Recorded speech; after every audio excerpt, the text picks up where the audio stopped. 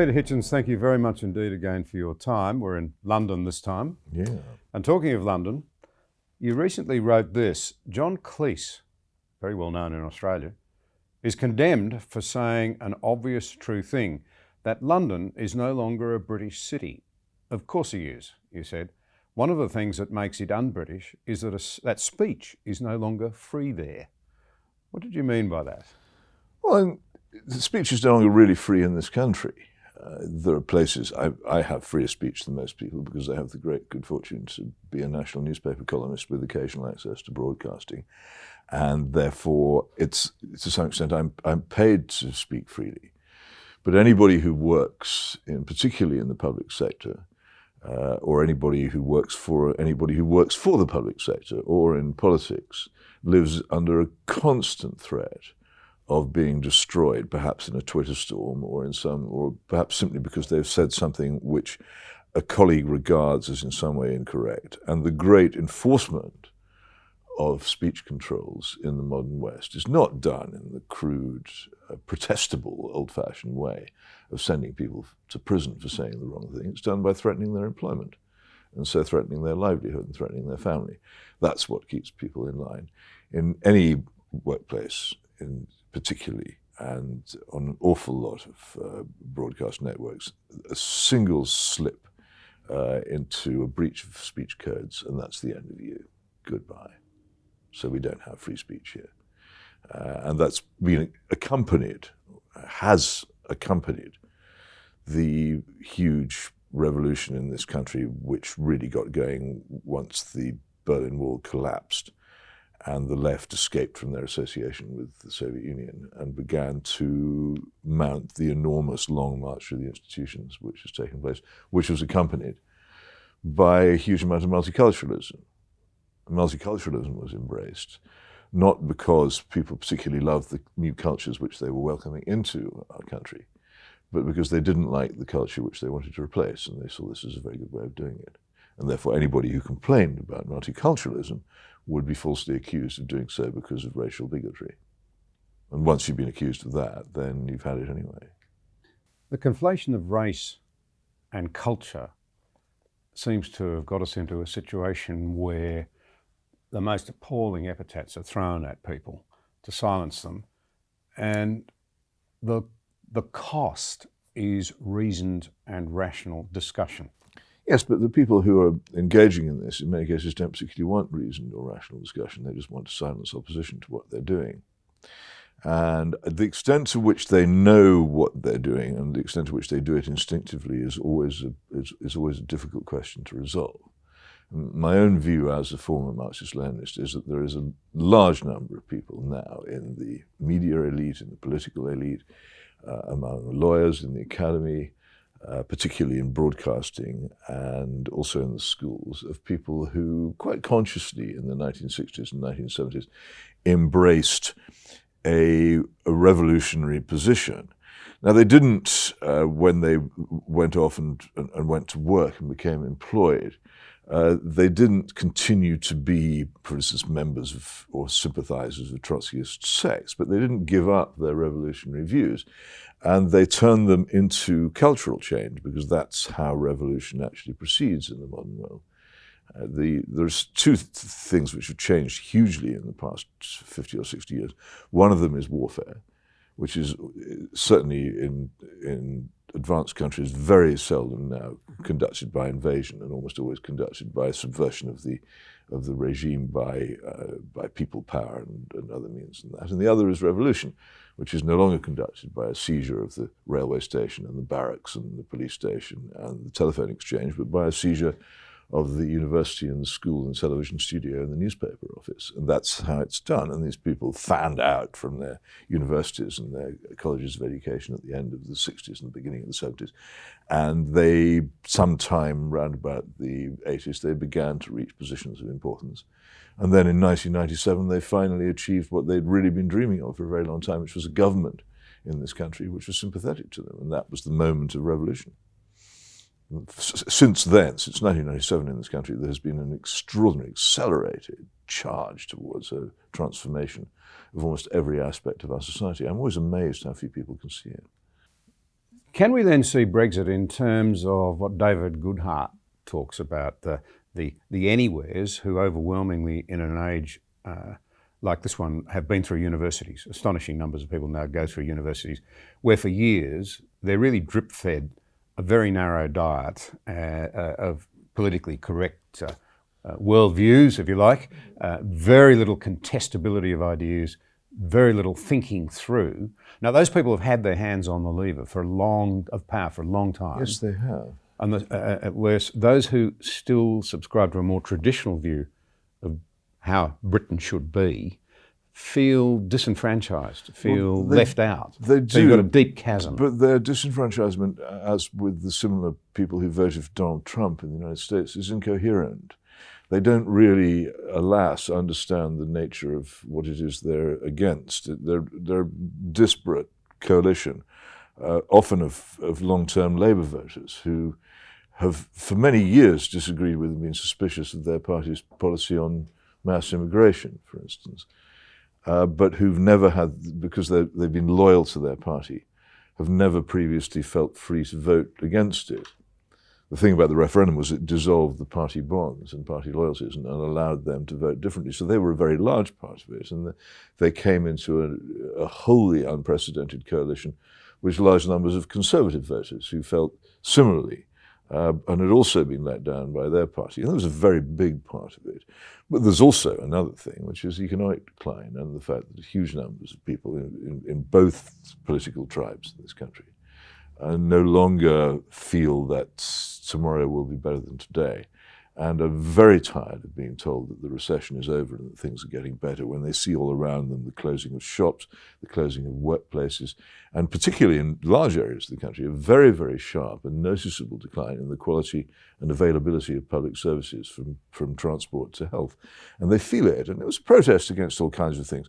Eventually someone will write the book and do the work. I don't know quite how many things were involved, but oddly enough, probably British membership of the European Union was one of the minor issues involved in that, in the referendum. It was a convulsion, what Lenin would have called a festival of the oppressed, of people finally able to register a protest against all kinds of unwelcome changes in their lives, which they had for long been complaining about and which nobody had paid any attention to. Where did we lose? What, as an Australian, I would have seen as something that Britain's given to the rest of the world, including my own country, respect for one another and an understanding of the importance of civility. And by civility, I don't mean a niceness. I actually think of it as a tough-minded virtue, where sometimes, through gritted teeth, you have to engage with ideas that you do not like at all, but if you don't engage with them, you can't find your way forward. Where did it... You can talk the Frankfurt School, you can talk Gramsci, you can talk about what happened after the collapse of the Berlin Wall that you did. But where was the tipping point in Britain where civility started to be thrown over? Oh, well, the tipping point of all these things, the moment in modern civilization equivalent to the fall of the Roman Empire was the First World War. And the damage which that did to the whole Anglosphere was permanent. Also, the shift in power in the Anglosphere away from Britain and towards the United States, which was already taking place, hugely accelerated in a way which was, I think, quite damaging for both countries. And that's the root of almost anything you care to name, it seems to me, in the modern world. I can't find a more easily established and evident moment at which everything began to go the wrong way. It's Paul Cambon, who was the French ambassador to London for many years, both before and after the First World War, reckoned that in 1918 that Britain had undergone a revolution as considerable as that which his own country had undergone in 1789. And I think he was quite right. But the thing is, it was never acknowledged as such. We carried on with the outward forms. I'll say this, it may disrupt your timings, but last night I had the news that my good friend Christopher Booker had died. And he was always very keen on mentioning Kierkegaard's great statement about revolutions, that the most effective ones were those which left the buildings standing and all the apparent outside characteristics of society still seeming to be there. but inwardly everything had changed. And so people couldn't really understand that a revolution had taken place, and yet they lived in a society in which a revolution had taken place. And that's been the position, particularly of this country, but of course of all the countries which it influences politically and culturally and morally, ever since really 1914. And most particularly, almost exactly 103 years ago, the Battle of the Somme in 1916, when we threw away the flower of our manhood in a few days. To explore this for a moment in terms of what it means for the future of the West, it seems that this breaking down of any core consensus on values and how we might treat one another, how we might respect one another, is playing out particularly badly for young people. They've, if you like, had very poor models of interaction and civility modelled by baby boomers. Yes. Their capacity to take that forward is turbocharged by social media and the anonymity of the keyboard. And so you see them now, and I'm not blaming young people for this so much as saying that I think it's a tragedy, who are now capable, it's almost as though we've rediscovered burning at the stake. People can be so ostracised, so cut off, almost cancelled, declared persona non grata. And as we've seen in Australia, it can result in terrible tragedy, literally in kids saying, well, I just don't want to live anymore. Yes, but cruelty never goes away. It's only ever restrained. It's always present in us. In the kindest of us, I think, there's cruelty. And once the opportunity to express it and get away with it is there, then a lot of people will take it, and some will be victims of that. And it's true, it's not the fault of this generation. They have been, to some extent, abandoned. There was a great line in Leonard Cohen's song, Stories of the Street, back in 1967, which haunted me when I first heard it at the time. Where do all these highways go now that we are free? We were free without the equipment to cope with our freedom. And as parents, as educators, as people as givers of examples, my generation must be one of the worst and most reprehensible in human history. So you raise a very interesting concept there, that it seems to me that we've turned freedom into licentiousness. Well, freedom is licentiousness. Faced with where it takes us. Freedom is licentiousness if you don't have a very strong moral structure. It will inevitably be so. So we give up the moral structures and then we regulate ourselves to death. We outsource our consciences to regulation, to law. Yes. Free speech is one of the areas in Australia now where we're trying to define it, because the graciousness to accept that others have a right to put a point of view is largely washed out of the system. Now everybody wants it defined narrowly and legally. And the problem with that is it opens up the way for lawfare rather than mutual cooperation and respect. Sure. I think it's about right. It's a worry. Well, it's more than a worry. It's the end. I'm amazed at the speed with which free speech is dying, but even more amazed the almost total indifference of so many people to it, and the willingness of people who imagine themselves to be civilized and liberal-minded to go along with schemes which will close down the freedom of speech.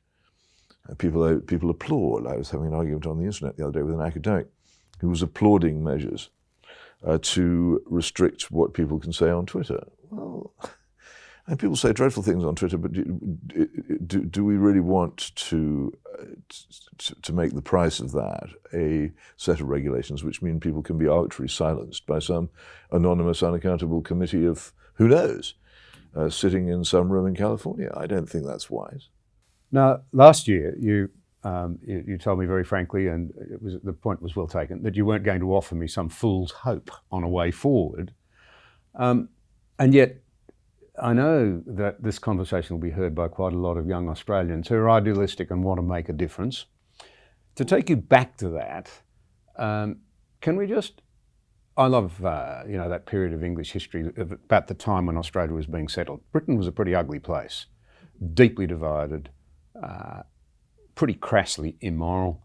I mean, for heaven's sake, the king's sons were racking up unbelievable gambling debts and the taxpayer was paying them off. It was gin-soaked, it was class-divided, freedom of speech was pretty lacking at that time. It was pretty ugly. But there were a bunch of reformers, known as the Clapham set, William Wilberforce and the Thorntons and a whole bunch of others, who set out to make a difference, and Britain changed massively. Is the day for that sort of hope gone? What do we say to young people who say, I actually want to continue to live in a free country, I see the dangers, I want to do something about it? Well, there'd also been the re-evangelization of the country by Wesley and several other very powerful and effective preachers which had preceded that, and the Victorians reaped the benefit of Wesley, and we in the early and middle part of the 20th century took the benefit of the Victorians.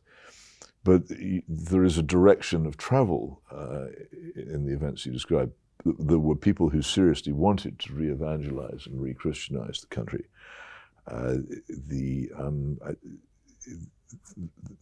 From Sunday schools to whatever you have, and they successfully did it.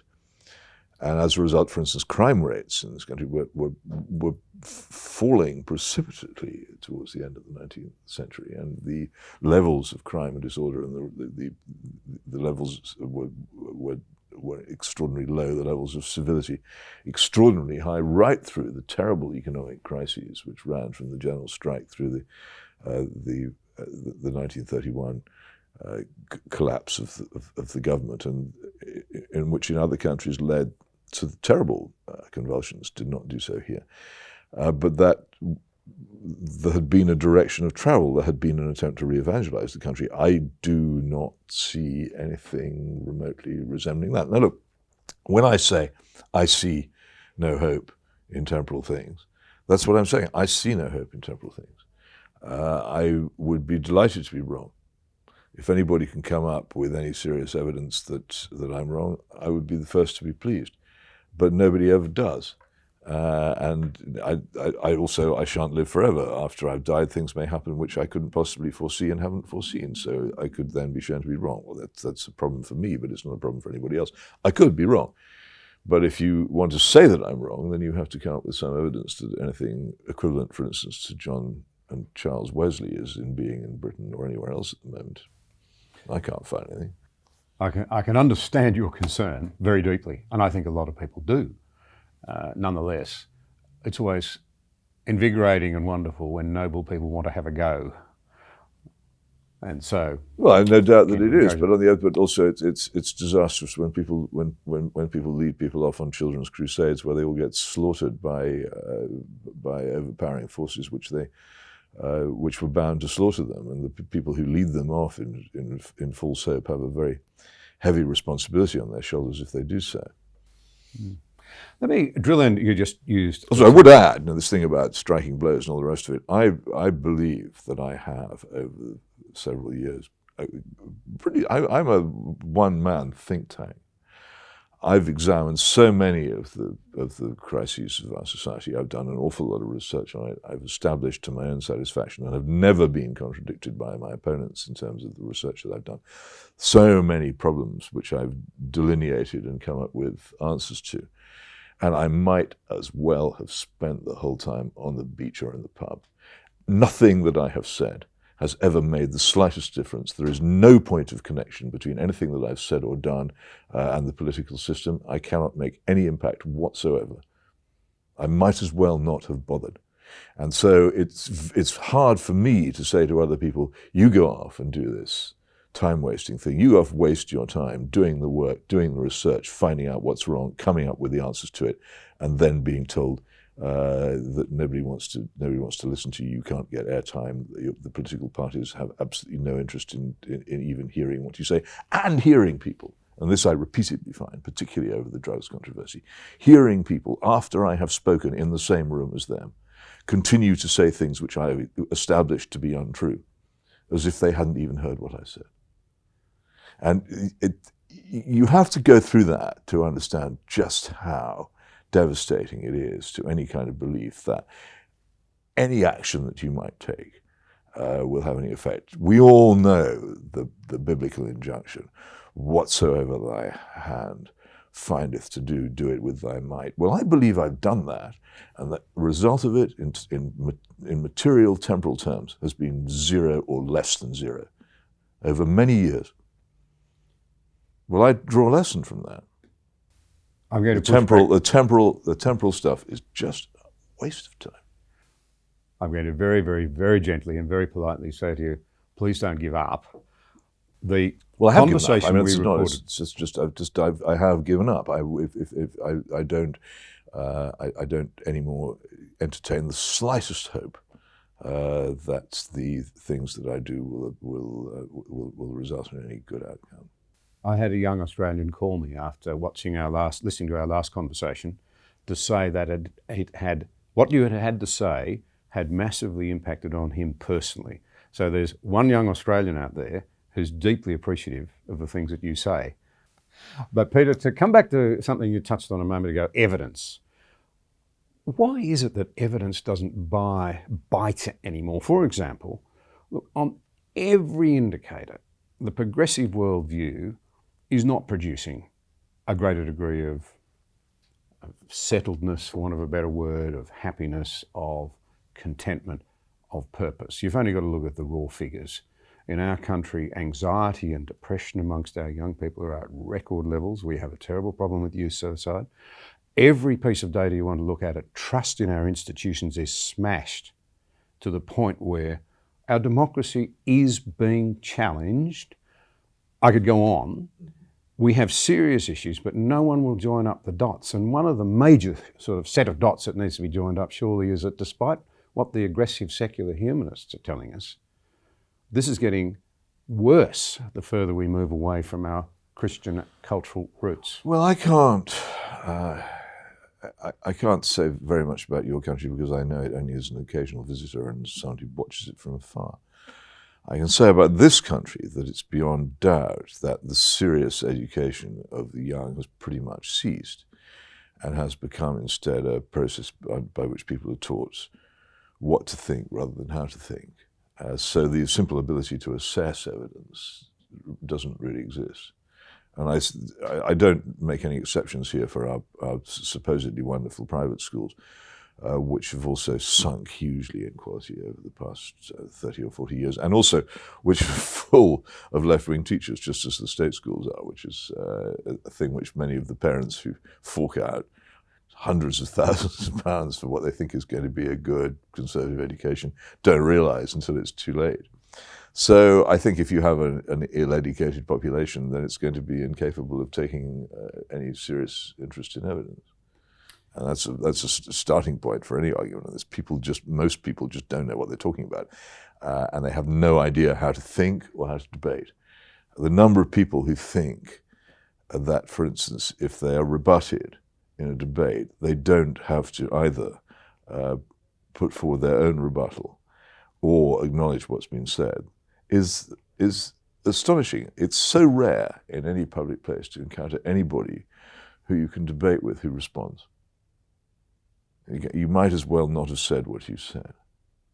That's not it. We simply failed to educate people in the most basic processes of discovering what is and isn't true. So they don't know.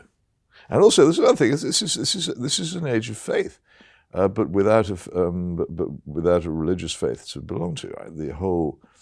The whole climate change movement is a faith. It has all the characteristics, in some ways, almost of a cult. It's impossible to argue with its devotees. And if you raise even the slightest stats, even if you say, which is often my approach towards things of this kind, look, you may be right. I'm perfectly prepared to accept that you are right, but at the moment you don't seem to me to have proved it beyond all reasonable doubt. That's not enough. No. Only submission is enough. In which is quite similar to Islam, which also believes very much in submission. If you submit, that's okay. Otherwise, you're a denier, and actually, denier is a new word for heretic. Heretic now is a joke word, which isn't used seriously and doesn't do you any damage. But to be called a denier with the insidious connotation of your being equated with the Holocaust denier is devastating. and it's meant to be. Well, So and it's highly the thing is that it is based on a belief in benevolence. The people and all the most dangerous thought systems they're based on a belief in that if you follow that particular belief, then good results will follow. And so it's unassailable in the person who thinks that it makes him or her morally good to believe this thing. You raise there really the issue of the way we decimate people who dare to question the orthodoxy of the day, whether it's climate change or whether it's gender politics or whatever. Coming to our universities, which we've traditionally looked to as places that will equip our leaders, if you like, our most talented to take us forward. But what seems to be happening so much now, it's not just that they're only getting a narrow diet, even that courses are designed to avoid offence rather than the challenge. And that part of that might be described as this commitment to an empathy culture where you have to show sympathy for victims. And if you don't sympathise with them, you're a hater or you're a bigot or you're a homophobe or worse. Well, I suppose all these things are just ways of saying that disagreement is morally wrong and dissent from the accepted set of opinions on these things is morally wrong, and that the person who does it is to be ostracised. But there seems to be two really difficult flow-on problems.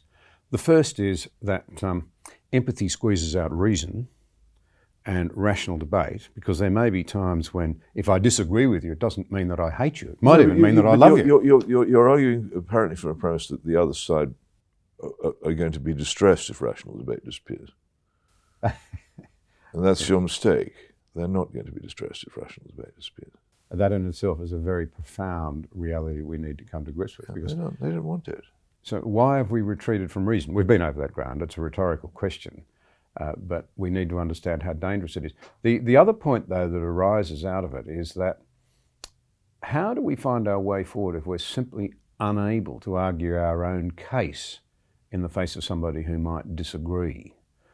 And I'm thinking of Brexit, when we're simply unable to recognise what the Quakers might have called the spark of the divine in the other, in other words, to recognise something good in them.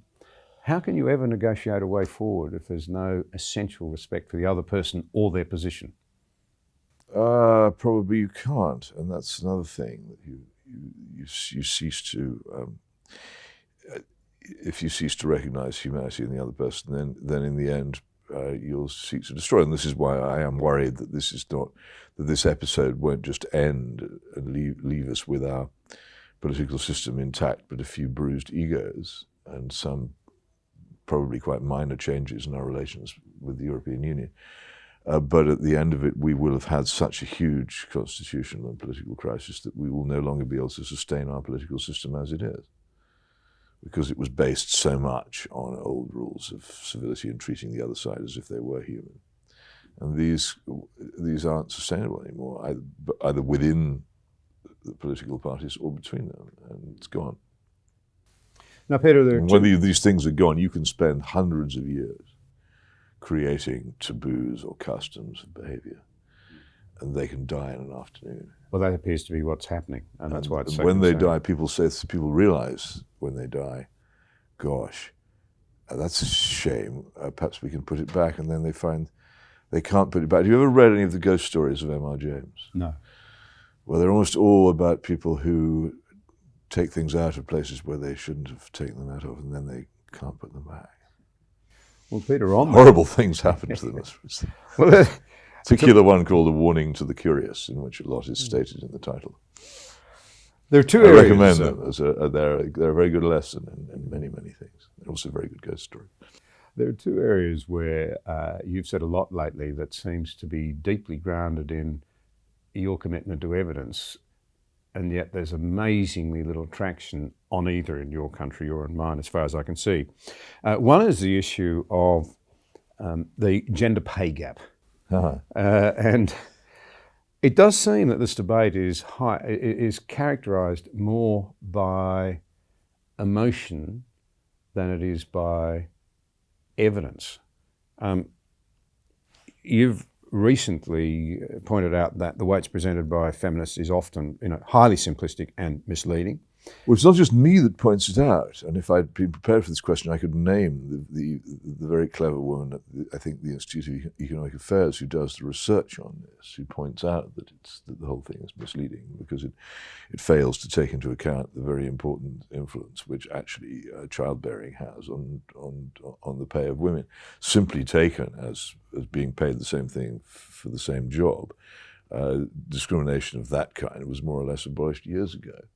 The real problem lies in the fact that as long as women remain the principal carers of children, as soon as they enter into any kind of career where pay is incremental on the basis of the climb up the career ladder, then they will, on average, very quickly be found to be paid less.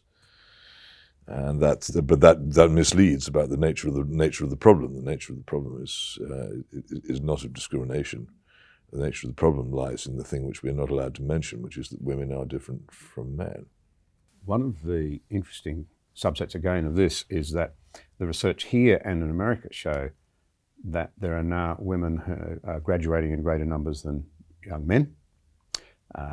They're often doing so with better academic qualifications. They're actually getting the pick of the jobs. They're earning more, and then young men are left wondering what their role is. Well, yes, I think that probably is the case. But again, even in that generation, the problem hits a wall when those women come to the point where they have to decide whether to have children or not. The research again shows that despite what is said in the media and the public discourse around this area, that the great majority of people still enormously value the idea of not only bringing their own children into the world, but doing it well and spending time with them. It's not an argument I would counter or contest, but it's one which you're not really allowed to speak out loud, particularly if you're a male person in modern society. If you say it, one of two things will happen. Either it'll be like that scene at the end of Invasion of the Body Snatchers, where all the snatched people point at the individual, the mouths open, as if you've committed a terrible crime, or you'll be completely ignored as if you haven't spoken. There's a third, which is you'll be misrepresented as some kind of women-hating monster. But there's no point in arguing about it because nobody pays any attention. And yet, that's the whole problem. I spent years arguing about these things as if my opponents were reasonable beings. I discovered they weren't, and so I just what is the? Increasingly, I'm convinced that in a primitive society, someone like me would have been clubbed to death quite early on just for being annoying. As we're no longer in a primitive society, I survived into adulthood, so here I am. But I think there are quite a lot of people who do quietly itch to club me to death because I am irritating, and that's my only role in life now, is irritating them. Well, I would encourage you not to certainly despair. They're not going to pay any attention. I'm sure you'll pay no attention to me. They don't care that I'm right because it doesn't matter. They have the power. So who cares about who's right if you have the power to impose what you want? You would We have a society of power, not reason, and power allied very, very strongly with the selfish desires of individual human beings, which are indulged and supported by the culture, the academy, the state. Strikes me as strange, really. The lesson from Brexit surely is that you pay a terrible price if a huge number of people feel that their views are discarded, not heard, that they're passed over in terms of the democratic processes, they're marginalised. It's almost as though it's like the American situation where marchers protest under banners saying, "Not my president," which is to say a whole lot of my fellow citizens' views are unworthy. What's a different issue? And I'm not. But it's being prepared to hear all of those people. Well, no, I'm myself very unsympathetic towards the Trump movement, and I don't. If I were an American, I would hate having him as my president, and I don't think that's solely a left-wing opinion. I don't see. I remember having conversations when I was a correspondent in Washington D.C. and mixed a little with people in the American capital, and I said I was astonished by the extent to which what was broadly called liberal opinion had pushed itself into the making of policy, particularly through Supreme Court decisions. I said, it seems to me that we're in a Weimar Republic, that you think that there's no limit on how far you can take the liberalization of society. You don't seem to have any idea of the forces which you might unleash by doing so, or of the anger which it will create in many people who won't benefit from it. And the general response was a personalized contempt. And I said, well, you may think that I am horrible and unpleasant, but you wait and see what you have to deal with if you ignore me, and you'll really, really wish you listened to me. And this has been, to some extent, the motto of my life. In so many of these things which have happened, an ugly side of what is loosely termed the right has now come into being, which could be as ugly as the thing that it opposes. And it's come about because so many supposedly civilized liberals simply wouldn't. I didn't say, look, reverse everything you've ever done, flee from power. I didn't say I wanted to lock you up. I said, look, you've got some things wrong even on your own terms. Can you not put them right? And nothing. Yeah. Well, nothing. Contempt, ignoral, nothing. And now, and now there's Trump, and now there's Nigel Farage. Well, that is my point. And neither of whom do I see as signs of hope. But the essential point in all of that, though, is that one would have thought, in terms of David Goodhart's breakup, that the anywheres would have really got the message that ignoring the somewheres threatens everybody's interests. Well, in the end, thing about if you don't hear people with a different perspective, particularly when they're, a large number of people, a lot of people in the community, if you disenfranchise them, if you marginalise them, sooner or later, everyone will lose. The interesting thing about David Goodhart is that I remember before he had his epiphany, and when he was pretty much a standard issue liberal himself, but when he did actually take this direction, he didn't make many friends. Well, the road of and he still isn't making them. The road of the I mean, I applaud his intelligence and everything else, that he did come a bit late to some of these things, but nonetheless, it's interesting that he's not, as a result of having this epiphany, suddenly become the most popular person on the BBC or the lecture circuit. The other thing that I'd just like to touch on, you've done a lot of research on drugs. You know the field well. It's another area where I would have thought many people would have recognised how serious the problem is, but again, it's hard to get traction. Tell us a bit about what you've come to believe. Well, I'm up against an awful lot of money. I mean, when you look at campaigns such as the campaign for Proposition 64 in California, you find huge amounts of money being deployed by very, very rich people. And that runs all the way through, noticeably in the United States, where these things tend to be better documented than here. You find that there has been, for many, many years, a hugely well-financed campaign for legalization. Some of it is actually supported by people who have no financial interest in it, but who are what they style libertarians, who genuinely believe that a society in which drug taking is liberalized will be a better society. Well, that's their problem. But a lot of it is also, and increasingly this is evident, financed by people who see two great opportunities. One, to make a lot of money out of it as a business, and the other to tax it very heavily, and so to fill the large hole in the exchequer which most major Western countries now have. And so up against that amount of money, one bloke with a computer screen and a not very well supported Twitter account isn't going to get all that far most of the time, even though I'm right and they're wrong. I do what I can. Well, you've written extensively about Churchill recently and some of the things that Britain didn't get right in the Second World War, but I think I'd thank you very much by saying, Peter, this. He's well known in Australia for a very short address at a speech day at a school one day, apparently, where he just said, never give up, never give up, never give up. Peter, I think your voice is a very, very welcome one, and you may despair of being... I'm not saying that, alas. Well, I'm very appreciative of what you've had to say, and I'm driven on by the fact that there are Australians who deeply appreciated what you had to say last time. They will this time, so please hang in there. Well, yes, but remember for what purpose is it? And I have to say this. I do increasingly think that politics is a false religion and a sort of idolatry, and we've been diverted into it, and it's not the main thing that we do.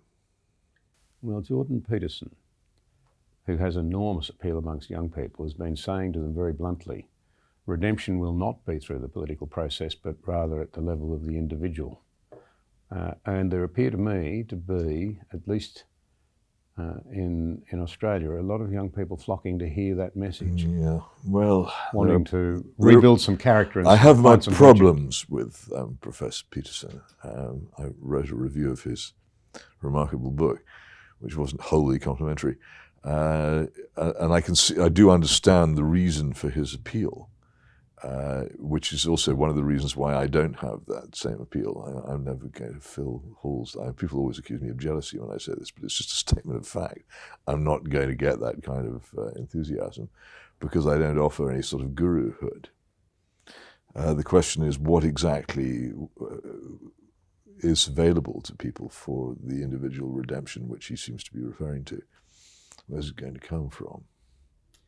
Well, I think that's a very I'm not good sure question. it's going to come from psychobabble. Possibly not, but he's surely right to build on your point. Well, that's that politics is downstream, at least in a democracy of culture. That's true, but I think ultimately the thing which I think a lot of us learn as the experience and the mistakes pile up into quite a large heap and the number of years left diminish so much, is that it is that attempts to reform the world are largely futile, and our main duty is to reform ourselves. What a good note to end on. Peter, thank you for your time. I've enjoyed it. Thank you very much.